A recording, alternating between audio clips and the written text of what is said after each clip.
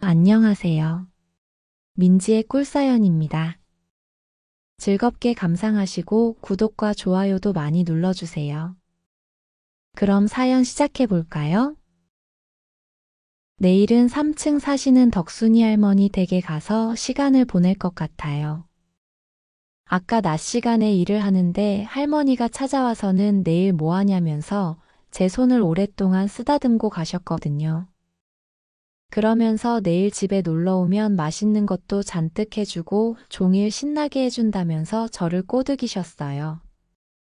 저는 누가 보기라도 할까 싶어 조마조마했는데 할머니는 누가 보면 어떠냐면서 계속 추파를 던지셨죠. 자고로 남자 손은 이렇게 두툼해야 한다면서 마음껏 제 손을 본인 욕심껏 만지셨고요. 제가 교대하고 나면 할머니 댁으로 가겠다는 대답을 듣고 나서야 씩 웃으시면서 집으로 돌아가셨어요. 저는 나이를 어느 정도 잡수신 아줌마나 할머니들은 그거 생각을 많이 안 하시는 줄 알았는데요. 제 착각이었어요. 올해 60대 중반이라는 덕순이 할머니는 지금도 아주 왕성하신 분이시죠. 틈만 나면 저를 얼마나 보채시는지 몰라요. 젊은 여자들보다도 더하면 더했지 절대 덜하지 않아요. 물론 저도 덕순이 할머니랑 사랑을 나누는 게 재미도 있고 좋기는 한데요. 살짝 걱정되는 부분도 있어요. 사랑을 나누다 보면 너무 흥분해서 제가 격렬해질 때가 있는데요. 그럴 때면 할머니가 막 숨 넘어갈 것처럼 보일 때도 있거든요. 막 기절이라도 하는 것처럼 눈동자가 돌아가면서 바들바들 떨기도 하시고요. 저는 그럴 때면 혹여나 할머니가 어떻게 되시는 게 아닌가 싶어서 속으로 깜짝깜짝 놀라곤 하는데요. 덕순이 할머니는 너무 좋아서 그런 거라면서 걱정하지 말고 계속해달라고 하세요. 정말 못 말리는 덕순이 할머니예요. 저는 30대 후반의 돌싱 남성이고요. 경기도 지역의 한 아파트에서 경비원으로 일하고 있어요. 제가 일하는 이곳은 아파트 동이 딱 2개짜리인 나홀로 아파트에 가까운 곳인데요. 그래서 경비원도 저를 포함해서 단 2명 뿐이죠. 2명이서 하루씩 교대로 근무하고 있어요. 관리사무소 직원도 몇 명 안 되고요. 아파트가 작아서 그런지 부녀회도 없죠. 한마디로 근무 조건이 편하기로는 정말 최고인 곳이에요. 제가 아직 30대 후반이라서 경비원 일을 하기에는 젊다는 생각을 하시는 분들도 많은 줄로 알아요. 처음에 경비 일을 해보겠다고 했을 때 집에서도 반대를 했었고요. 물론 저도 제가 이렇게 이른 나이에 경비 일을 하게 될 줄은 몰랐는데요. 그래도 지금은 만족하면서 일하고 있어요. 일이 편한 것도 장점이지만 저를 즐겁게 해주는 덕순이 할머니가 있어서 더 만족스러워요.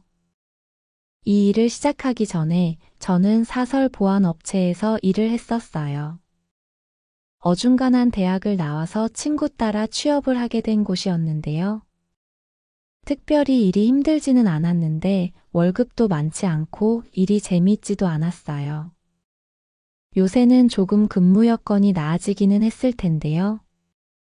제가 일을 시작할 당시만 해도 회사 안에서 그렇게 똥군기를 잡더라고요. 사내 정치질도 심했고요. 야간 출동직으로 일할 때는 툭하면 이 업체 저 업체에서 경보가 울려서 나가봐야 하는 것도 힘들었어요. 대부분 가보면 별일 아니기는 한데 밤새 대기를 하고 있어야 하는 게 쉽지 않았죠. 그래도 열심히 회사 생활하면서 승진도 몇 차례 하게 되었고 자리를 잡아갔죠. 그러다가 30살 무렵 와이프를 만나게 되었어요. 직장 동료 소개로 만나게 된 와이프는 저랑 동갑이었는데요. 연애할 때는 와이프하고 시간을 보내는 게 참 좋았어요. 같이 있으면 즐겁기도 하고 또 속궁합도 잘 맞는 것 같아서 연애 초창기에는 눈만 마주쳐도 뜨거웠죠. 둘 다 한참 때이다 보니 어떨 때는 만나자마자 바로 모텔에 가서 종일 그것만 할 때도 있을 정도였죠. 와이프는 아주 여우 같은 타입이었는데요. 얼굴은 예쁘지 않았지만 몸매는 누가 봐도 인정할 만큼 좋은 편이었고요. 한두 번 관계로는 만족을 못할 만큼 욕구도 강한 편이었죠. 저는 키는 70 중반으로 크지는 않지만 약간 돌쇠 타입으로 체력만큼은 자신이 있었는데요. 그래서 다행스럽게도 달아올라서 덤벼오는 와이프를 만족시켜줄 수 있었어요. 와이프는 제가 만족스럽게 해주는 날은 아주 애교도 부리고 아양도 떨면서 얼마나 여우처럼 굴었는지 몰라요. 그러다가 덜컥 와이프가 임신을 하게 되었고요. 우리는 그렇게 결혼까지 하게 되었죠. 저나 와이프나 넉넉하지 않은 집안 출신이다 보니 신혼집을 구하는 것부터가 쉽지가 않았어요.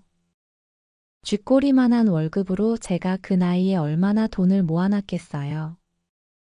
와이프도 작은 규모의 회사에 다니고 있던 터라 혼수를 해올 돈도 충분하지 않아 보였죠.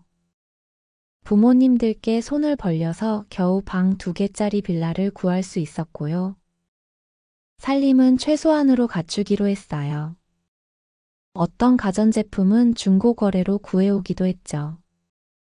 그래도 넉넉하진 않았지만 신혼 초창기에는 알콩달콩하면서 재밌고 행복했어요. 퇴근 후 저녁 시간에 와이프하고 동네 산책도 다녔고요. 제가 먼저 퇴근하는 날은 지하철역으로 와이프를 마중 나가기도 했죠. 임산부에게 좋다는 스트레칭이며 요가도 같이 하면서 나름 행복한 결혼 생활을 이어가고 있었어요. 가장이 되었다는 생각에 책임감이 커지더라고요. 내 아이를 임신한 와이프에게도 잘해주고 싶었고요. 돌이켜 생각해보면 참 열심히 바쁘게 살았던 것 같네요. 그렇게 시간이 흘러서 아이가 태어나게 되었어요. 저를 쏙 빼닮은 아들이었는데요. 정말로 눈에 넣어도 아프지 않을 것 같다는 말이 무슨 말인지 그제야 실감이 되더라고요. 세상을 다 가진 기분이 들기도 했고요. 내 자식을 위해서는 못할 일이 없을 것 같았어요. 아내가 퇴사를 해서 제가 혼자 벌어야 했기 때문에 한 푼이라도 더 벌어보려고 애를 썼죠. 쉬는 날이면 동네 배달 아르바이트를 하기도 했고요. 배달이 뜸했던 날은 대리운전 아르바이트를 하기도 했어요. 큰 돈은 아니었지만 살림에 도움이 되려고 정말 바쁘게 돌아다녔네요. 그렇게 아등바등 일을 하는데도 혼자 벌다 보니 경제적으로 조금씩 쪼들리기 시작했던 것 같아요. 아르바이트를 병행한다고 해도 벌 수 있는 돈은 한계가 있었으니까요. 저는 돈을 조금이라도 더 아껴보려고 회사에 도시락을 싸서 다니기도 했고요. 몇천 원을 아껴보려고 좋아하던 담배까지 끊게 되었죠. 담배 태우시는 분들은 아실 거예요. 돈 조금 아껴보겠다고 담배를 끊는다는 게 얼마나 어려운 일인지 말이에요. 그렇게 허리띠를 졸라매면서 빠듯하게 생활하는 게 힘들기는 했지만 아들 때문에 버틸 수 있었어요. 녹초가 되어서 집에 들어간 날도 아들이 방긋 웃는 모습을 보면 피로가 눈 녹듯 사라져버렸죠. 어디서 그런 힘이 생기는 건지 몇 달을 하루도 안 쉬고 일을 나갔던 것 같네요. 그렇게 열심히 살아보겠다고 애를 쓰기는 했는데 돈 들어가는 곳이 왜 그렇게 많은지 줄줄 새는 느낌이었어요. 식비에 생활비에 각종 공과금이며 보험비 등등 정말 월급은 제 통장을 스치고 사라져버릴 때가 많았죠. 결국 경제적으로 쪼들리기 시작하니 돈 앞에 장사 없더라고요. 와이프하고 사이가 좋은 편이라고 생각을 했었는데요. 돈 문제로 서로 빈정상하는 일이 몇 번 발생하게 되었고 그렇게 되면서 서로 예민해지더라고요. 그러면서 아내하고 작은 일로도 싸우게 되었고요. 처음에 부부싸움을 할 때는 아이를 봐서라도 참고 넘어가고 했는데요. 사소한 싸움들이 계속 이어지다 보니 아내하고 감정의 골이 깊어지게 되었고 되돌릴 수 없이 사이가 나빠지기 시작했어요. 눈만 마주치면 뜨겁던 시절은 다 지나가 버렸고 언젠가부터 각방을 쓰는 사이가 되어 있더라고요. 집안에 같이 있어도 대화조차 잘 나누지 않는 사이가 되어버렸어요. 관계 회복을 위해서 노력을 안 한 건 아니었지만 이미 서로에게 많이 질려 있는 상태였죠. 결국 관계가 회복될 수 없다는 걸 깨닫게 되었고 그게 끝이었어요. 아이는 아직 어린이 아내가 키우기로 하고 저는 양육비를 조금씩 보내주는 조건으로 이혼에 합의하게 되었어요. 그리고 저는 그 무렵 다녔던 보안업체도 그만두게 되었고요. 단 한 달이라도 아무 생각 없이 쉬고 싶다는 생각이었고 제 생활에도 약간의 변화를 주고 싶었기 때문이에요. 그래서 일을 그만두고는 한 달 정도 배낭 하나만 메고 전국을 돌아다니면서 유랑하듯이 여행을 했어요. 정말 어느 날은 공원 벤치에서 밤을 보내기도 했고요. 찜질방이나 사우나 같은 곳에서 쪽잠을 자기도 했죠. 이혼 당시에는 무능력해서 내 가정 하나 지키지 못했다는 자괴감에 찌들어 있었는데요. 그래도 여행한다고 돌아다니면서 좋은 경치도 보고 바람도 쏘이다 보니 스스로를 조금은 위로할 수 있게 되었죠. 그렇게 한 달 정도 돌아다니면서 생각도 많이 정리할 수 있었어요. 그동안 돈 몇 푼 벌어보겠다고 아등바등 살았는데 이제 그렇게는 살지 말아야겠다는 생각이 들었죠. 월급은 적더라도 마음 편하게 일할 수 있는 곳을 찾고 싶었어요. 어떤 일을 할 수 있을까 생각을 하다가 경비원 일이 떠올랐죠. 보안업체에서 일하는 사람들이 나이를 먹으면 경비원으로도 많이 이직을 하거든요. 물론 다들 나이를 많이 먹고 경비원 일을 하지만 저는 일찍 그 일을 해보고 싶었어요. 스트레스를 많이 받았던 보안업체와는 다르게 경비원 일은 자기 일만 잘하면 크게 스트레스 받을 일이 없을 것 같아서 그 일을 해보기로 한 거죠. 의외로 일자리는 쉽게 구해졌어요. 처음에 근무하게 되었던 경비 자리는 서울에 있는 나름 큰 단지의 아파트였는데요. 처음에 관리소장님하고 면접을 보러 갔을 때 제가 젊어서 상당히 의아해 하시더라고요. 그 당시 그 아파트 경비 아저씨들이 60대, 70대 할아버지들이 많았던 걸 생각하면 30대였던 저는 상당히 젊은 축에 속했던 거죠. 보통 하루 일하고 하루 쉬는 시스템이다 보니 밤을 새는 것만 빼면 일은 정말 편했어요. 관리사무소 직원들에게만 잘하고 주민들에게만 잘하면 별로 신경 쓸 것도 없었고요. 간혹 뉴스에 나오는 진상 같은 주민도 저는 못 만나봤어요. 까칠한 주민들도 있지만 보통은 친절하신 분들이 대다수더라고요. 그렇게 저는 30대 이른 나이에 아파트 경비로 새 인생을 시작하고 있었죠. 대부분의 아파트 경비는 계약직이에요. 그래서 몇 년 단위로 계약을 하는데요. 저도 계약 기간이 끝나고 나서 새로운 아파트로 일자리를 구해서 이동하게 되었어요. 그렇게 몇 번의 일자리를 거치고 나서 일을 하게 된 곳이 바로 지금 일하고 있는 아파트의 경비 자리였죠. 경기도에 위치한 이 아파트는 2개 동으로 되어 있는 정말 작은 규모의 나홀로 아파트인데요. 이 아파트에서 일하는 경비원은 장씨 아저씨랑 저랑 2명이에요. 둘이서 하루씩 교대 근무를 하고 있죠. 장씨 아저씨는 삐쩍 마른 체격에 대머리가 벗겨진 아저씨예요. 이곳은 아파트가 2개 동으로만 되어 있다 보니 할 일이 별로 없어요. 분리수거 일이나 아파트 주변 청소하는 것 정도만 잘 신경 쓰면 사실 대부분 그냥 시간만 때우는 수준이에요. 아파트 단지가 작아서 일이 무척이나 편하다는 생각이 들었고 이곳은 오래 다녀야겠다는 생각을 했죠. 관리사무소에서도 그렇고 주민들도 젊은 경비원인 저를 반겨주는 눈치였어요. 아무래도 나이 드신 분보다는 제가 빗자루질을 해도 더 깔끔하게 하는 편이니까요. 그리고 장씨 아저씨는 약간 성격이 무뚝뚝하고 부침성이 없는 편이에요. 그에 반해 저는 싹싹한 편이거든요. 오며 가며 마주치는 주민분들에게 말도 걸어드리고 인사를 드리면 엄청 좋아하세요. 그 중에서도 나이 많으신 분들이 특히 말상대 해드리는 거를 좋아하시는데요. 낮 시간에 집에 혼자 있는 게 심심했던 일부 어르신들은 경비실에 들러서 한참을 이야기를 하시다가 돌아가시기도 하세요. 말상대를 해드리는 게 좋았던지 과일이며 간식거리며 먹을 것도 이것저것 많이 가져다 주시고요. 심지어 어떤 분은 명절에 쓰라고 돈봉투를 쿡 찔러주시는 분들도 계셨어요. 작은 아파트이긴 하지만 인심도 좋고 일도 편해서 저는 이곳이 마음에 들었어요. 그 중에 3층에 사는 덕순이 할머니라는 분이 계신데요. 이분은 원래 할아버지랑 둘이서 이곳에 사셨는데 몇 년 전에 할아버지가 돌아가시게 되면서 혼자 살고 계신다고 했어요. 60대 중반이시라는 덕순이 할머니는 귀여운 인상에 푸근한 몸매를 가지신 분인데요. 나이를 먹긴 했어도 호감이 가는 할머니예요. 덕순이 할머니도 저하고 대화하는 걸 즐기는 여러 어르신들 중 한 분이죠.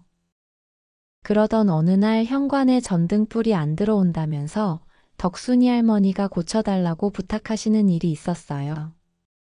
저는 할머니네 집에 가서 현관 전등도 갈아드리고 삐걱거리는 현관문도 손봐드리고 했죠. 욕실 배수구도 물이 잘 안 내려가길래 아파트 창고에 가서 도구를 가져다가 시원하게 뚫어드리기도 했고요. 제가 뭔가 하나씩 고쳐드릴 때마다 할머니는 옆에서 박수를 치시면서 좋아하셨어요. 이래서 집에는 남자가 있어야 한다면서 저를 어찌나 사랑스럽게 쳐다보셨는지 몰라요. 저는 필요한 거 있으면 불러달라고 할머니 같은 예쁜 분이 부르면 언제든 오케이라면서 너스레를 떨었고요. 그런 농담에 할머니는 기분이 좋아지셨는지 어깨를 들썩들썩 하실 정도로 웃으셨고요. 싹싹한 제가 마음에 드셨던 건지 덕순이 할머니도 저에게 더 살가워지셨죠. 어느 날은 집에 고장난 것도 없는데 부르셔서는 맛있는 거 했는데 맛 좀 보라고 불렀다고 하시기도 했고요. 또 다른 날은 과일을 주고 싶은데 무거워서 못 들고 간다고 저보고 집으로 올라오라고 부르시기도 했어요. 그렇게 싱겁게 저를 집으로 오라고 하실 때가 많았는데요. 자꾸 예쁜 할머니가 이렇게 집으로 부르시면 없던 감정도 생겨서 반하겠다고 저도 할머니에게 장난을 치곤 했죠. 그러던 어느 날인가는 할머니가 점심에 국수 삶아 놓았으니 면 불기 전에 와서 후딱 먹고 가라고 해서 올라간 일이 있었는데요. 뜨끈한 잔치국수를 해놓으셨길래 정말 맛있게 두 그릇이나 얻어먹으면서 할머니랑 대화를 나눴죠. 저는 연신 엄지를 축혀 세우면서 먹어본 잔치국수 중에 최고라고 할머니에게 아부를 떨었고요.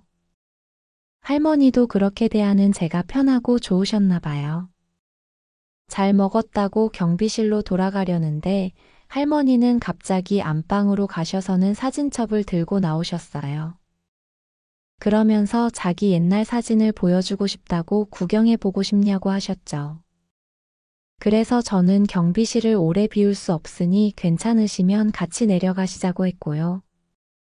할머니는 사진첩을 가슴에 끌어안고는 저를 따라서 쪼르르 경비실까지 내려오시게 되었죠. 거기서 할머니와 나란히 앉아서 사진첩을 구경하면서 옛날 이야기도 듣고 얼마나 재밌는 시간을 보냈는지 몰라요. 할머니가 지금은 얼굴에 주름이 많이 있지만 젊었을 때에는 상당히 매력적이고 귀여운 모습이었더라고요. 저는 할머니를 쳐다보면서 약간 립서비스하는 느낌으로 칭찬을 했죠. 지금도 너무 곱고 예쁘신데 젊었을 때는 남자들이 엄청 쫓아다녔겠다고요. 할머니는 그 말을 듣더니 기분이 좋으셨는지 약간 얼굴이 발그레해졌는데요. 그래도 아니라는 이야기는 하지 않으셨어요. 그렇게 한참을 할머니 사진첩을 보면서 이야기를 나눴어요. 그 사진첩에는 할머니가 처녀 시절일 때부터 몇 년 전 할아버지가 돌아가시기 직전까지의 사진들이 있었는데요. 마치 할머니의 인생을 쭉 구경한 듯한 기분이 들었죠. 할머니는 본인 사진을 훑어보시면서 감회가 새로웠나 봐요. 먼저 간 영감님 생각이 종종 난다면서 혼자 되고 나서는 적적할 때가 많다고 저에게 털어놓으셨죠. 저는 할머니 손을 잡으면서 적적하시면 언제든지 저에게 놀러 오시라고 말씀을 드렸어요. 그 말에 눈이 초롱초롱해진 할머니는 내일 뭐 하냐고 물으시더라고요. 교대하면 집에 가서 한숨 푹 자는 것 빼고 아무 일도 없다고 했더니 할머니는 다음날 교대하고 자기 집으로 오라고 하셨죠. 내일은 더 맛있는 거 해주신다면서요. 마침 다음 쉬는 날 별다른 일이 없어서 할머니 집에 가게 되었는데요. 그날은 갈비찜을 해놓으셨더라고요. 명절에 본가에 갈 때 아니면 구경도 못하는 음식이라 군침이 고였어요. 할머니는 한우 사다가 한 거라면서 제 손을 잡고는 식탁으로 이끌고 가셨고요. 저는 배가 터질 정도로 포식을 하게 되었죠. 고기가 입에서 아주 살살 녹더라고요. 그렇게 배 터지게 먹고는 할머니 집 거실에 앉아서 오순도순 이야기를 많이 했어요. 경비실에서 쪽잠을 잔 데다가 배까지 부르니 잠이 솔솔 왔죠. 저는 거실 소파에서 저도 모르게 기절하듯이 잠깐 잠이 들었다가 깼어요. 할머니는 냉장고를 뒤적뒤적해서는 몸에 좋은 거라고 홍삼액을 가져다 주시기도 했고요. 심심하시다는 할머니랑 점당 10원짜리 고스톱을 치기도 했네요. 할머니 기분 좋으시라고 허술하게 치면서 몇천 원 잃어드렸더니 어깨를 들썩이면서 아주 신나하셨죠.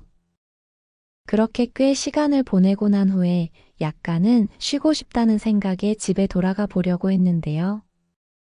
할머니가 못내 섭섭한 눈치를 보이시더니 그냥 오늘 여기서 하루 있다가 가면 안 되냐는 이야기를 하시더라고요.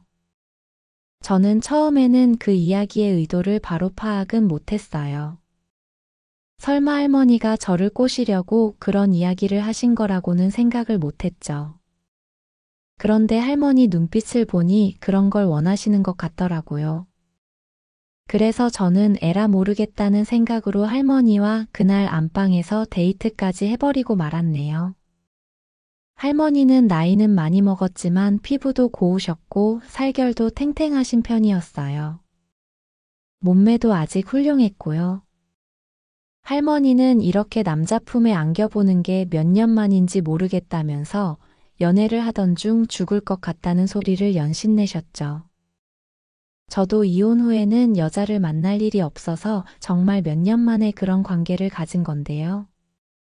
덕순이 할머니와의 연애는 제가 생각했던 것보다 훨씬 더 만족스러웠어요. 그렇게 할머니는 그날 저 때문에 원 없이 호강을 누렸다면서 한박웃음을 지으시더라고요. 그렇게 덕순이 할머니와의 비밀 연애가 시작이 되었어요. 저는 사실은 나이가 많은 여자분들은 그런 욕구가 없을 줄 알았는데요. 제가 잘못 알고 있던 거더라고요. 몇 번 할머니와의 그런 만남이 지속되면서 덕순이 할머니도 젊은 여성들 못지않게 상당히 욕구가 강하다는 것을 알게 되었네요. 덕순이 할머니랑 이렇게 진하게 썸을 타기 전에는 저도 제 생활이 있다 보니 쉬는 날에는 실컷 낮잠을 자기도 했고요. 가끔은 등산도 가고 낚시도 가고 하면서 쉬는 날을 즐기는 편이었는데요. 덕순이 할머니와 그 일이 있고 나서는 쉬는 날은 거의 할머니네 집에서 많이 보내는 편이에요. 왜냐면 할머니가 저를 가만두지를 않거든요. 제가 근무하는 날에는 매일같이 할머니가 경비실에 찾아오시곤 하는데요. 쉬는 날은 뭐 할 거냐고 물어보시면서 제 스케줄을 확인하곤 하세요. 그리고 제 옆에 의자를 놓고 앉으셔서는 제 손을 마음껏 쓰다듬고 주무르시면서 본인 사리사욕을 채우시곤 하죠. 제 손을 보고는 남자 손은 이렇게 두툼하니 소뚜껑 같아야 매력이 있는 거라고 어찌나 주물럭거리시는지 몰라요. 그러면서 이 손으로 자기를 만져주면 좋겠다고 노골적인 농담을 하기도 하시죠. 저는 동네 사람들이 볼까봐 가끔 걱정이 되기도 하는데요. 할머니는 누가 보면 어떠냐고 대놓고 들이대시는 편이에요. 그렇게 한참을 제 손을 주물럭거리면서 저를 자극하시는데요. 제가 다음 쉬는 날은 할머니 보러 가겠다고 이야기를 드리고 나서야 흡족한 표정으로 돌아가시곤 해요. 그리고는 내일 먹고 싶은 거 있냐면서 맛있게 만들어주겠다고 이야기를 하시죠. 요새 칼칼한 동태탕이 생각이 난다고 했더니 오늘 시장에 가서 싱싱한 놈으로 재료 준비를 해두시겠다네요. 저에게 잘해주시고 싶어서 안달나신 할머니를 보면 저도 더 잘해드려야겠다는 생각이 들어요. 아마 내일 장씨 아저씨가 아침에 오시면 교대하고 바로 덕순이 할머니네 집으로 갈 듯 한데요. 가자마자 마음 같아서는 한숨 푹 자고 싶지만 우선 할머니랑 사랑을 한번 나눠야 할 것 같아요. 안 그러면 계속 옆에서 저를 보채실지도 모르거든요. 덕순이 할머니 힘도 쏙 빼놓아야 같이 숙면을 취할 수 있을 듯 해요. 그리고 개운하게 한숨 자고 일어나서는 시원한 동태탕에 소주 한잔 하면 그게 바로 지상낙원일 것 같네요. 어서 빨리 내일이 왔으면 좋겠어요. 요새는 젊은 나이에 경비 일을 빨리 시작하기를 참 잘했다는 생각이 드네요.